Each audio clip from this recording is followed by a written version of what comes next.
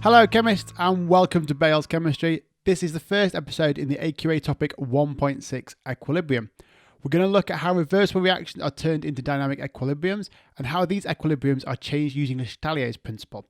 We're then going to look at 3 examples showing what happens when you change the temperature, concentration and pressure in a dynamic equilibrium.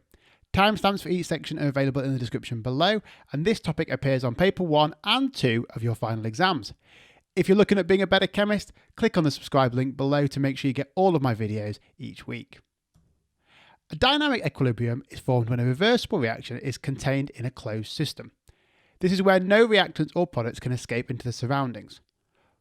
Once the equilibrium is established, the forward rate of reaction will be equal to the reverse rate of reaction, and the concentration of the reactants and products will stay constant.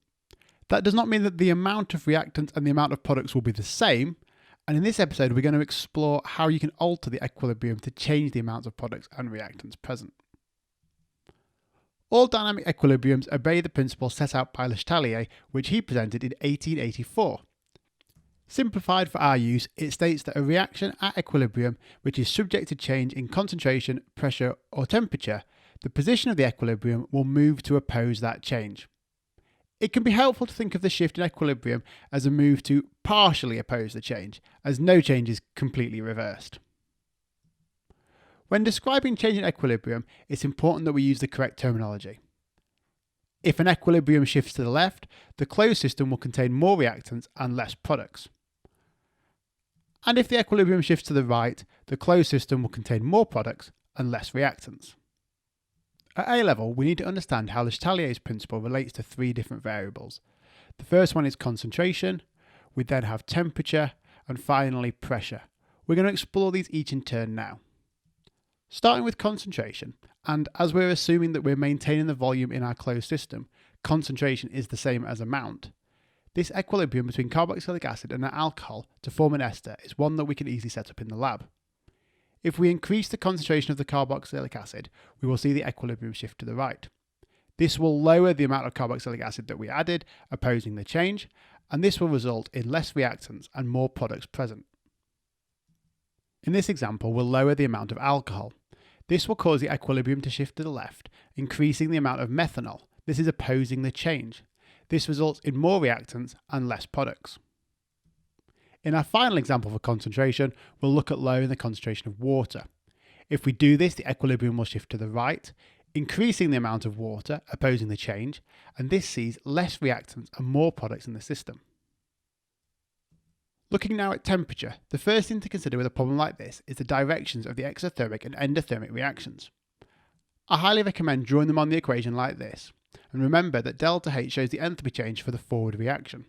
If it's negative, it's exothermic, and positive is endothermic. If we increase the temperature of its equilibrium, in this case it will shift to the left. This is because it's an endothermic direction, and this will lower the temperature, opposing the change.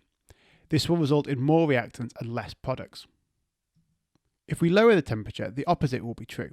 The equilibrium will shift to the right, as this is the exothermic direction, and will increase the temperature, opposing the change.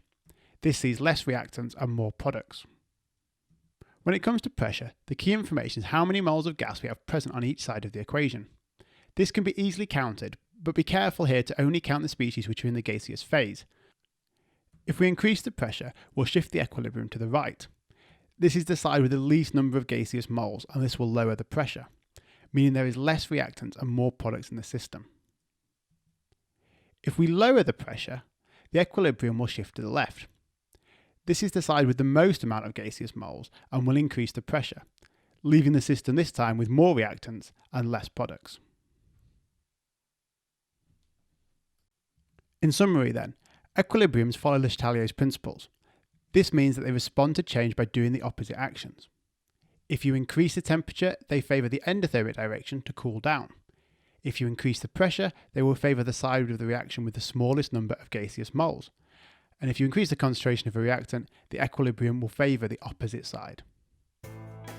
Thanks for watching this episode of Bale's Chemistry. To find out more about Kc, the equilibrium constant and the calculations required, click on the playlist here.